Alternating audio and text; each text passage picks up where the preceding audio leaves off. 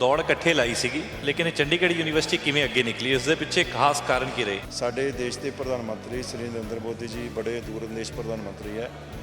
2014 ਵਿੱਚ ਆਉਂਦਿਆਂ ਉਹਨਾਂ ਨੇ ਸਭ ਤੋਂ ਪਹਿਲਾਂ ਐਜੂਕੇਸ਼ਨ ਰਿਫਾਰਮ ਦੀ ਗੱਲ ਕੀਤੀ। ਉਸ ਦੇ ਵਿੱਚ ਵੱਡੀਆਂ ਗੱਲਾਂ ਸੀ ਕਿ ਨਿਊ ਐਜੂਕੇਸ਼ਨ ਪਾਲਿਸੀ ਦੇ ਵਿੱਚ ਉਹਨਾਂ ਨੇ ਇੱਕ ਜਿਹੜਾ ਵਿਸ਼ਵ ਪੱਧਰੀ ਢਾਂਚਾ ਹੈ ਵਿੱਦਿਆ ਦਾ ਉਸ ਦਾ ਪ੍ਰੋਵੀਜ਼ਨ ਕਰ ਦਿੱਤਾ। ਉਹ ਸਾਰੀਆਂ ਹੀ ਗੱਲਾਂ ਉਹਨਾਂ ਨੇ ਸਾਡੇ ਭਾਰਤੀ ਢਾਂਚੇ ਵਿੱਚ ਲੈ ਆਂਦੀਆਂ ਜਿਹੜੀਆਂ ਵਿਸ਼ਵ ਪੱਧਰ ਦੇ ਮੁਕਾਬਲੇ ਵਿੱਚ ਜਾਣ ਵਾਸਤੇ ਜ਼ਰੂਰੀ ਸੀ। ਦੂਸਰਾ ਵੱਡਾ ਜਿਹੜਾ ਰਿਫਾਰਮ ਸੀਗਾ ਦੇਸ਼ ਦੇ ਪ੍ਰਧਾਨ ਮੰਤਰੀ ਵੱਲੋਂ ਕੀਤਾ ਗਿਆ ਉਹ ਸੀਗਾ ਕਿ ਪ੍ਰਾਈਵੇਟ ਤੇ ਸਰਕਾਰੀ ਸੰਸਥਾਵਾਂ ਦੇ ਵਿੱਚ ਜਿਹੜਾ ਇੱਕ ਵਿਤਕਰੇ ਦੀ ਭਾਵਨਾ ਸੀ, ਜਦੋਂ ਬਹੁਤ ਸਾਰੀ ਰਿਸਰਚ ਫੰਡਿੰਗ ਹੋਰ ਚੀਜ਼ਾਂ ਵਿੱਚ ਉਹਨਾਂ ਨੇ ਉਹ ਖਤਮ ਕੀਤੀ। 12 ਨਵੇਂ ਭਵਿੱਖਮੁਖੀ ਕੈਂਪਸ ਬਣ ਰਹੇ ਹੈਗੇ, ਸਿੰਗਾਪੁਰ ਵਿੱਚ ਬਣ ਰਿਹਾ ਹੈਗਾ, ਚਾਈਨਾ ਵਿੱਚ ਬਣ ਰਿਹਾ ਹੈਗਾ, ਅਮਰੀਕਾ ਵਿੱਚ ਬਣ ਰਿਹਾ। ਉਹਨਾਂ ਵਿੱਚੋਂ ਇੱਕ ਜਿਹੜਾ ਫਿਊਚਰਿਸਟਿਕ ਕੈਂਪਸ ਆ ਉਹ ਚੰਡੀਗੜ੍ਹ ਯੂਨੀਵਰਸਿਟੀ ਦਾ ਲਖਨਊ ਦੇ ਨੇੜੇ ਬਣ ਰਿਹਾ ਹੈਗਾ। ਭਾਰਤ ਦੀ ਇਹ ਪਹਿਲੀ ਯੂਨੀਵਰਸਿਟੀ ਹੋਏਗੀ ਜਿਹੜੀ ਨਵੇਂ ਦੌਰ ਦੀਆਂ ਯੂਨੀਵਰਸਿਟੀਆਂ ਦੇ ਜਿਹੜੇ ਕੈਂਪਸ ਬਣ ਰਹੇ, ਕਿਉਂਕਿ ਹੁਣ ਬਹੁਤ ਕੁਝ ਬਦਲ ਗਿਆ। ਹੁਣ ਆਰਟੀਫਿਸ਼ੀਅਲ ਇੰਟੈਲੀਜੈਂਸ ਦਾ ਯੁੱਗ ਆ ਗਿਆ, ਆਟੋਮੇਸ਼ਨ ਦਾ ਯੁੱਗ ਆ ਗਿਆ। ਅਸੀਂ ਉਹ ਸਾਰੇ ਪ੍ਰੋਵੀਜ਼ਨ ਦੇਖ ਕੇ ਅਸੀਂ ਇੱਕ ਨਵਾਂ ਮਾਡਲ ਲੈ ਕੇ ਆ ਰਹੇ ਹੈਗੇ, ਇੱਕ ਵਿਸ਼ਵ ਪੱਧਰੀ ਔਰ ਪੂਰੀ ਦੁਨੀਆ ਦੇ ਵਿੱਚ ਉਦੋਂ ਦੀਆਂ 12 ਯੂਨੀਵਰਸਿਟੀ ਬਣੀਆਂ, ਉਹਨਾਂ 'ਚ ਇੱਕ ਚੰਡੀਗੜ੍ਹ ਯੂਨੀਵਰਸਿਟੀ ਹੋਈ। ਚੰਡੀਗੜ੍ਹ ਯੂਨੀਵਰਸਿਟੀ ਨੇ ਵਰਲਡ ਯੂਨੀਵਰਸਿਟੀ ਦੇ ਵਿੱਚ ਜਿਹੜਾ ਪਹਿਲੀ ਰੈਂਕ ਇੰਡੀਆ ਦੇ ਵਿੱਚੋਂ ਲੈ ਕੇ ਆਇਆ। ਚੰਡੀਗੜ੍ਹ ਯੂਨੀਵਰਸਿਟੀ ਦੇ ਚਾਂਸਲਰ ਸਤਨਾਮ ਸਿੰਘ ਸੰਧੂ ਮੇਰੇ ਨਾਲ ਮੌਜੂਦ ਨੇ। ਸੰਧੂ ਸਾਹਿਬ ਕਹਿੰਦੇ ਬੂਟਾ ਲਾਣਾ ਸੌਖਾ ਹੁੰਦਾ ਲੇਕਿਨ ਬੂਟੇ ਨੂੰ ਪੌਦਾ ਬਣਾਉਣਾ ਬੜਾ ਔਖਾ ਹੁੰਦਾ, ਖਾਸ ਤੌਰ ਤੇ ਜੇਕਰ ਅੱਜ ਪਹਿਲੀ ਰੈਂਕ ਆਈ ਹੈ ਤੇ ਕਿੰਨੀ ਕੁ ਖੁਸ਼ੀ ਹੈ? ਬਹੁਤ ਖੁਸ਼ੀ ਹੈ ਜੀ, ਤੇ ਬਹੁਤ ਜ਼ਿੰਮੇਵਾਰੀ ਦਾ ਅਹਿਸਾਸ ਵੀ ਹੋ ਰਿਹਾ। ਮੰਨਦੇ ਕਿਉਂਕਿ ਇਸ ਦੇ ਪਿੱਛੇ ਖਾਸ ਤੌਰ ਤੇ ਕਹਿੰਦੇ ਨੰਬਰ 1 ਵੇਖਣਾ ਬਹੁਤ ਸੌਖਾ ਲੱਗਦਾ ਕਿ ਕੋਈ ਨੰਬਰ 1 ਹੈਗਾ, ਲੇਕਿਨ ਨੰਬਰ 1 ਤੱਕ ਜਾਣ ਦੇ ਵਿੱਚ ਕਾਫੀ ਸੰਘਰਸ਼ ਹੋ ਜਾਂਦਾ ਹੈਗਾ।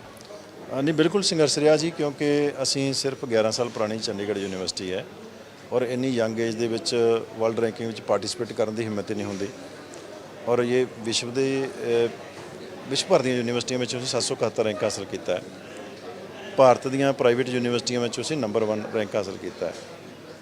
ਇਹ ਪੋਜੀਸ਼ਨ ਹਾਸਲ ਕਰਨ ਵਾਲੀ ਦੁਨੀਆ ਦੀ ਸਭ ਤੋਂ ਘੱਟ ਉਮਰ ਦੀ ਯੂਨੀਵਰਸਿਟੀ ਚੰਡੀਗੜ੍ਹ ਯੂਨੀਵਰਸਿਟੀ ਬਣੀ ਹੈ। ਅਗਰ ਵਿਸ਼ਵ ਰੈਂਕਿੰਗ ਦੇ ਵਿੱਚ 11 ਸਾਲ ਯੂਨੀਵਰਸਿਟੀਆਂ ਪੁਰਾਣੀਆਂ ਦਾ ਅਗਰ ਵੱਖਰੀ ਰੈਂਕਿੰਗ ਹੋਵੇ ਤੇ ਫਿਰ ਅਸੀਂ ਨੰਬਰ 1 ਤੇ ਸ਼ਾਇਦ ਹੋਵਾਂਗੇ। ਤਾਂ ਇਹ ਬਹੁਤ ਵੱਡੀ ਪ੍ਰਾਪਤੀ ਸਮਝਦੇ ਹਾਂ, ਲੇਕਿਨ ਇਸ ਦੇ ਨਾਲ ਸਮਝਦੇ ਹਾਂ ਕਿ ਸਾਡੀਆਂ ਜ਼ਿੰਮੇਵਾਰੀਆਂ ਵੀ ਹੋਰ ਵੱਧ ਗਈਆਂ। ਸਾਨੂੰ ਨੰਬਰ 1 ਹੋਣ ਦੇ ਨਾਲ ਜਿਹੜੀਆਂ ਸਾਡੇ ਸਮਾਜ ਦੀਆਂ ਵਧੀਆਂ ਹੋਈਆਂ ਇੱਛਾਵਾਂ ਹੈਗੀਆਂ ਨੇ, ਐਕਸਪੈਕਟੇਸ਼ਨਸ ਨੇ, ਉਹਨਾਂ 'ਤੇ ਖਰਾ ਉਤਰਨ ਵਾਸਤੇ ਸਾਨੂੰ ਹੋਰ ਮਿਹਨਤ ਕਰਨੀ ਹੋਏਗੀ। ਦੌੜ ਇਕੱਠੇ ਲਾਈ ਸੀਗੀ ਲੇਕਿਨ ਚੰਡੀਗੜ੍ਹ ਯੂਨੀਵਰਸਿਟੀ ਕਿਵੇਂ ਅੱਗੇ ਨਿਕਲੀ ਇਸ ਦੇ ਪਿੱਛੇ ਖਾਸ ਕਾਰਨ ਕੀ ਰਹੇ? ਦੇਖੋ, ਮੈਂ ਸਮਝਦਾ ਕਿ ਸਭ ਤੋਂ ਵੱਡਾ ਯੋਗਦਾਨ ਤਾਂ ਸਾਡੇ ਅਧਿਆਪਕਾਂ ਦਾ, ਸਾਡੇ ਵਿਦਿਆਰਥੀਆਂ ਦਾ ਰਿਹਾ, ਲੇਕਿਨ ਨਿਊ ਐਜੂਕੇਸ਼ਨ ਪਾਲਿਸੀ ਨੇ ਇੱਕ ਬਹੁਤ ਹੀ ਵੱਡਾ ਕੰਮ ਕੀਤਾ। ਅਸੀਂ ਖੁਸ਼ਕਿਸਮਤ ਸੀ ਕਿ ਜਿਸ ਟਾਈਮ ਦੇ ਵਿੱਚ ਅਸੀਂ ਯੂਨੀਵਰਸਿਟੀ ਨੂੰ ਅੱਗੇ ਵਧਾਉਣ ਦਾ ਸੋਚਿਆ, ਉਹਨਾਂ ਦਿਨਾਂ ਦੇ ਵਿੱਚ ਹੀ 2020 ਦੇ ਵਿੱਚ ਨਿਊ ਐਜੂਕੇਸ਼ਨ ਪਾਲਿਸੀ ਲਾਂਚ ਹੋਈ। ਔਰ ਨਿਊ ਐਜੂਕੇਸ਼ਨ ਪਾਲਿਸੀ ਜਿਹੜੀ ਆ ਉਹ ਗਲੋਬਲ ਸਟੈਂਡਰਡ ਨੂੰ ਧਿਆਨ ਵਿੱਚ ਰੱਖ ਕੇ ਬਣਾਈ ਗਈ ਆ। ਸਾਡੇ ਦੇਸ਼ ਦੇ ਪ੍ਰਧਾਨ ਮੰਤਰੀ ਸ੍ਰੀ ਨਰਿੰਦਰ ਮੋਦੀ ਜੀ ਬੜੇ ਦੂਰਅੰਦੇਸ਼ ਪ੍ਰਧਾਨ ਮੰਤਰੀ ਹੈ। 2014 ਵਿੱਚ ਆਉਂਦਿਆਂ ਉਹਨਾਂ ਨੇ ਸਭ ਤੋਂ ਪਹਿਲਾਂ ਐਜੂਕੇਸ਼ਨ ਰਿਫਾਰਮ ਦੀ ਗੱਲ ਕੀਤੀ। ਉਸ ਦੇ ਵਿੱਚ ਵੱਡੀਆਂ ਗੱਲਾਂ ਸੀ ਕਿ ਨਿਊ ਐਜੂਕੇਸ਼ਨ ਪਾਲਿਸੀ ਦੇ ਵਿੱਚ ਉਹਨਾਂ ਨੇ ਇੱਕ ਜਿਹੜਾ ਵਿਸ਼ਵ ਪੱਧਰੀ ਢਾਂਚਾ ਹੈ ਵਿੱਦਿਆ ਦਾ ਉਸ ਦਾ ਪ੍ਰੋਵੀਜ਼ਨ ਕਰ ਦਿੱਤਾ। ਉਹ ਸਾਰੀਆਂ ਹੀ ਗੱਲਾਂ ਉਹਨਾਂ ਨੇ ਸਾਡੇ ਭਾਰਤੀ ਢਾਂਚੇ ਵਿੱਚ ਲੈ ਆਂਦੀਆਂ ਜਿਹੜੀਆਂ ਵਿਸ਼ਵ ਪੱਧਰ ਦੇ ਮੁਕਾਬਲੇ ਵਿੱਚ ਜਾਣ ਵਾਸਤੇ ਜ਼ਰੂਰੀ ਸੀ। ਇਹ ਵੱਖਰੀ ਗੱਲ ਹੈ ਕਿ ਉਸ ਨਿਊ ਐਜੂਕੇਸ਼ਨ ਪਾਲਿਸੀ ਨੂੰ ਕਿਸੇ ਨੇ ਕਿਸ ਆਧਾਰ ਤੱਕ ਅਪਣਾਇਆ, ਇੰਪਲੀਮੈਂਟ ਕੀਤਾ, ਉਸ 'ਤੇ ਕੰਮ ਕੀਤਾ, ਲੇਕਿਨ ਉਸ ਦੇ ਵਿੱਚ ਪ੍ਰੋਵੀਜ਼ਨ ਸਾਰੇ ਕੀਤੇ ਗਏ ਸੀ। ਔਰ ਚੰਡੀਗੜ੍ਹ ਯੂਨੀਵਰਸਿਟੀ ਨੇ ਇਸ ਦੇ ਉੱਪਰ ਬਹੁਤ ਸ਼ਿੱਦਤ ਦੇ ਨਾਲ ਭਰੋਸੇ ਨਾਲ ਕੰਮ ਕੀਤਾ, ਜਿਸ ਦਾ ਸਾਨੂੰ ਫਲ ਮਿਲਿਆ। ਦੂਸਰਾ ਵੱਡਾ ਜਿਹੜਾ ਰਿਫਾਰਮ ਸੀਗਾ ਦੇਸ਼ ਦੇ ਪ੍ਰਧਾਨ ਮੰਤਰੀ ਵੱਲੋਂ ਕੀਤਾ ਗਿਆ ਉਹ ਸੀਗਾ ਕਿ ਪ੍ਰਾਈਵੇਟ ਤੇ ਸਰਕਾਰੀ ਸੰਸਥਾਵਾਂ ਦੇ ਵਿੱਚ ਜਿਹੜਾ ਇੱਕ ਵਿਤਕਰੇ ਦੀ ਭਾਵਨਾ ਸੀ, ਜਦੋਂ ਬਹੁਤ ਸਾਰੀ ਰਿਸਰਚ ਫੰਡਿੰਗ ਹੋਰ ਚੀਜ਼ਾਂ ਵਿੱਚ ਉਹਨਾਂ ਨੇ ਉਹ ਖਤਮ ਕੀਤੀ। ਸਾਡੇ ਦੇਸ਼ ਦੇ ਵਿੱਚ ਜਿਹੜੀ ਮੌਜੂਦਾ ਭਾਰਤ ਸਰਕਾਰ ਹੈਗੀ ਹੈ, ਇਹਨਾਂ ਨੇ ਇੰਸਟੀਚਿਊਟ ਆਫ ਐਮੀਨੈਂਸ IOE ਜਿਹਨੂੰ ਕਹਿੰਦੇ ਅਸੀਂ, ਉਸ ਦਾ ਇੱਕ ਪ੍ਰਸਤਾਵ ਲੈ ਕੇ ਆਂਦਾ ਜਿਸ ਦੇ ਵਿੱਚ 50% ਜਿਹੜੇ IOE ਨੇ ਉਹ ਪ੍ਰਾਈਵੇਟ ਖੇਤਰ ਨੂੰ ਦਿੱਤੇ ਗਏ, 50% ਸਰਕਾਰੀ ਖੇਤਰ ਨੂੰ ਦਿੱਤੇ ਗਏ, ਦੋਨਾਂ ਨੂੰ ਬਰਾਬਰ ਮੌਕਾ ਦਿੱਤਾ ਗਿਆ। ਔਰ ਉਹ ਸਾਰੇ ਦੇ ਸਾਰੇ ਹੀ ਜਿਹੜੇ IOE ਸੀਗੇ ਉਹਨਾਂ ਨੇ ਵਰਲਡ ਰੈਂਕਿੰਗ ਵਿੱਚ ਪਾਰਟਿਸਿਪੇਟ ਕੀਤਾ। ਔਰ ਮੈਨੂੰ ਦੱਸਦਿਆਂ ਖੁਸ਼ੀ ਹੋ ਰਹੀ ਆ ਕਿ ਇਹ ਲਿਬਰਲ ਅਪਰੋਚ ਦੇ ਸਦਕਾ, ਪ੍ਰਾਈਵੇਟ ਖੇਤਰ ਨੂੰ ਉਤਸ਼ਾਹਿਤ ਕਰਨ ਦੇ ਸਦਕਾ ਅੱਜ ਟੋਟਲ 45 ਯੂਨੀਵਰਸਿਟੀਆਂ ਵਿੱਚੋਂ 14 ਯੂਨੀਵਰਸਿਟੀਆਂ ਪ੍ਰਾਈਵੇਟ ਖੇਤਰ ਦੀਆਂ ਜਿਨ੍ਹਾਂ ਨੇ ਵਰਲਡ ਰੈਂਕਿੰਗ 'ਚ ਭਾਰਤ ਦਾ ਨਾਮ ਚਮਕਾਇਆ ਹੈਗਾ, ਉਹਨਾਂ 'ਚੋਂ ਚੰਡੀਗੜ੍ਹ ਯੂਨੀਵਰਸਿਟੀ ਇੱਕ ਹੈ। ਤੋ ਮੈਂ ਸਮਝਦਾ ਕਿ ਇਹ ਇੱਕ ਵੱਡਾ ਕੰਟਰੀਬਿਊਸ਼ਨ ਜਿਹੜਾ ਹੈਗਾ ਉਹ ਭਾਰਤ ਸਰਕਾਰ ਵੱਲੋਂ ਦਿੱਤੀ ਗਈ ਨਿਊ ਐਜੂਕੇਸ਼ਨ ਪਾਲਿਸੀ ਦਾ ਹੈ। ਦੂਸਰਾ ਕੰਟਰੀਬਿਊਸ਼ਨ ਸਾਡੇ ਅਧਿਆਪਕਾਂ ਵੱਲੋਂ ਤੇ ਸਾਡੇ ਵਿਦਿਆਰਥੀਆਂ ਵੱਲੋਂ ਕੀਤੀ ਗਈ ਮਿਹਨਤ ਹੈ। ਸੋ ਤੇ ਸੰਧੂ ਸਾਹਿਬ ਜਿਹੜੀ ਇਹ ਨੰਬਰ 1 ਰੈਂਕਿੰਗ ਆਈ ਹੈ ਉਹ ਇੰਡੀਆ ਦੇ ਵਿੱਚ ਪਹਿਲੀ ਯੂਨੀਵਰਸਿਟੀ ਬਣੀ ਹੈਗੀ ਹੈ। ਜੇ ਵਰਲਡ ਦੇ ਵਿੱਚ ਜਾਣਾ ਹੈਗਾ, ਖਾਸ ਤੌਰ ਤੇ ਆਪਣੇ ਇੰਡੀਆ ਦਾ ਨਾਮ ਉੱਪਰ ਲੈ ਕੇ ਜਾਣਾ, ਇਸ ਦੇ ਵਿੱਚ ਤੁਸੀਂ ਕੀ ਮੰਨਦੇ ਹੋ ਕਿ ਸਹਿਯੋਗ ਤੇ ਸਾਥ ਕਿਹਦਾ ਚਾਹੀਦਾ? ਦੇਖੋ, ਇਹਦੇ ਵਾਸਤੇ ਸਭ ਤੋਂ ਪਹਿਲਾਂ ਤਾਂ ਵਿਜ਼ਨ ਚਾਹੀਦਾ। ਕਿਸੇ ਵੀ ਸੰਸਥਾ ਨੇ ਜਦੋਂ ਅੱਗੇ ਵਧਣਾ ਉਸ ਦਾ ਵਿਜ਼ਨ ਕਲੈਰਿਟੀ ਹੋਣੀ ਚਾਹੀਦੀ ਆ ਕਿ ਮੈਂ ਵਰਲਡ ਰੈਂਕਿੰਗ, ਹੁਣ ਅਸੀਂ ਜਿਹੜੀ ਵਰਲਡ ਰੈਂਕਿੰਗ ਆਈ ਆ ਇਹ ਕੋਈ ਰਾਤੋਂ ਰਾਤ ਨਹੀਂ ਆ ਗਈ। ਅਸੀਂ ਪਿਛਲੇ ਕਈ ਸਾਲਾਂ ਤੋਂ ਜਿਹੜਾ ਇਹ ਰੈਂਕਿੰਗ ਦਾ ਇੱਕ ਫਰੇਮਵਰਕ ਹੈ, ਇਹਦੇ ਮਾਪਦੰਡ ਹੈ, ਉਹਨਾਂ ਨੂੰ ਅਸੀਂ ਸਟੱਡੀ ਕੀਤਾ, ਉਹਨਾਂ ਦੀ ਮੈਰਿਟ ਨੂੰ ਅਸੀਂ ਧਿਆਨ 'ਚ ਰੱਖ ਕੇ ਤਿਆਰੀ ਕੀਤੀ ਹੈ, ਜਿਹਦੇ ਕਰਕੇ ਅਸੀਂ ਘੱਟ ਸਮੇਂ ਵਿੱਚ ਇਹ ਰੈਂਕ ਹਾਸਲ ਕੀਤਾ ਹੈਗਾ। ਤੋ ਜਦੋਂ ਕਿਸੇ ਸੰਸਥਾ ਦਾ ਵਿਜ਼ਨ ਹੋਏਗਾ ਕਿ ਮੈਂ ਇਸ ਵਿਸ਼ਵ ਮੁਕਾਬਲੇਬਾਜ਼ੀ ਵਿੱਚ ਜਾਣਾ ਹੈਗਾ, ਤੋ ਉਹ ਫਿਰ ਸੁਭਾਵਿਕ ਹੈ ਕਿ ਉਹਨੂੰ ਸਾਰਾ ਕੁਝ ਸਮਝਣਾ ਪਏਗਾ ਔਰ ਉਸ ਦੇ ਮੁਤਾਬਕ ਉਹ ਕੰਮ ਕਰਨਾ ਪਏਗਾ।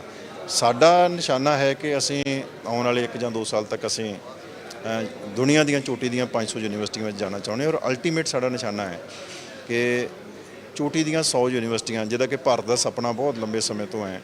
ਹੁਣ ਅਸੀਂ 150 ਦੇ ਵਿੱਚ ਤਾਂ ਪਹੁੰਚ ਗਏ। ਸਾਡੀ IIT ਬੰਬੇ 149 ਰੈਂਕ ਤੇ ਗਈ ਹੈ, ਲੇਕਿਨ ਭਾਰਤ ਦਾ ਸੁਪਨਾ ਰਿਹਾ ਹੈਗਾ ਕਿ ਸਾਡੀਆਂ ਚੋਟੀ ਦੀਆਂ ਵਿਸ਼ਵ ਦੀਆਂ 100 ਯੂਨੀਵਰਸਿਟੀਆਂ ਵਿੱਚ ਭਾਰਤ ਦੀ ਇੱਕ ਯੂਨੀਵਰਸਿਟੀ ਅਜੇ ਤੱਕ ਨਹੀਂ ਆਈ। ਸਾਡਾ ਸੁਪਨਾ ਹੈ ਕਿ ਜਦੋਂ 100 ਦੀ ਸੂਚੀ ਵਿਸ਼ਵ ਦੀਆਂ ਯੂਨੀਵਰਸਿਟੀਆਂ ਦੀ ਵਿੱਚ ਭਾਰਤ ਦਾ ਨਾਮ ਆਵੇ ਤੇ ਉਦੋਂ ਚੰਡੀਗੜ੍ਹ ਯੂਨੀਵਰਸਿਟੀ ਦਾ ਨਾਮ ਵੀ ਉਸ ਦੇ ਵਿੱਚ ਹੋਣਾ ਚਾਹੀਦਾ। ਅੱਛਾ, ਮੰਨਦੇ ਕਿਉਂਕਿ ਇਹ ਖਾਸ ਤੌਰ ਤੇ ਕੁਝ ਕਮੀਆਂ ਜਾਂ ਕੁਝ ਦੇਖੀਆਂ ਕਿ ਆਉਣ ਵਾਲੇ ਸਮੇਂ ਦੇ ਵਿੱਚ ਉਸ ਨੂੰ ਪੂਰਤੀ ਕਰਕੇ ਤੇ ਫਿਰ ਅਗਲੇ ਪਾਸੇ ਦਾ ਧਿਆਨ ਦਿੱਤਾ ਜਾਵੇਗਾ ਔਰ ਅਗਲੀ ਵਾਰ ਇਹ ਰੈਂਕਿੰਗ ਹੋਰ ਵੀ ਉੱਪਰ ਜਾਏਗੀ। ਮੈਂ ਇਹਨੂੰ ਕਮੀਆਂ ਦੇ ਤੌਰ ਤੇ ਨਹੀਂ ਦੇਖਦਾ। ਜਦੋਂ ਮੁਕਾਬਲੇਬਾਜ਼ੀ ਹੁੰਦੀ ਹੈ ਨਾ, ਉਹ ਦੂਸਰੇ ਦੇ ਕੰਮ ਦੇ ਨਾਲ ਤੁਹਾਡਾ ਮੁਕਾਬਲਾ ਹੁੰਦਾ ਹੈ, ਉਹ ਕਮੀ ਨਹੀਂ ਹੁੰਦੀ, ਲੇਕਿਨ ਦੂਸਰੇ ਦਾ ਕੰਮ ਤੁਹਾਡੇ ਤੋਂ ਬਿਹਤਰ ਹੈ, ਤੁਹਾਨੂੰ ਹੋਰ ਬਿਹਤਰ ਕਰਨਾ ਪਏਗਾ।